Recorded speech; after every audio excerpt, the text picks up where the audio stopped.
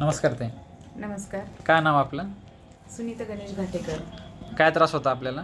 मला सायटिकाचा प्रॉब्लेम होता, म्हणजे पायापासून जी नस दुखायची तर पोटरीपासून तर घोट्यापर्यंत मला त्रास व्हायचा. त्यामुळे मला चालताना रात्री झोपेमध्ये सुद्धा जास्त त्रास व्हायचा.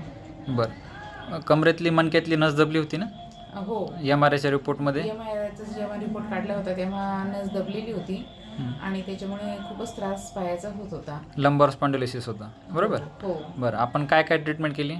आपण या ठिकाणी स्नेहन, स्वेदन, त्याच्यानंतर नस्य, कफिंग, त्याच्यानंतर बस्ती घेतली, पादाभ्यंग, आणि फूट मसाज.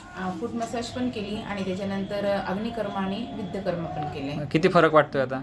8 दिवसाचं हे पूर्ण पंचकर्म केल्यानंतर तरी पण 50-60% फरक वाटतोय आणि अशी आशा पण वाटते की याच्यानंतर खरंच हे 8-15 दिवसात पूर्ण कंप्लीट व्यवस्थित होऊन जाईल म्हणून. चालेल. आणि सध्याच्या घडीला चालता येऊ लागलं हे सगळ्यात जास्त महत्त्वाचं.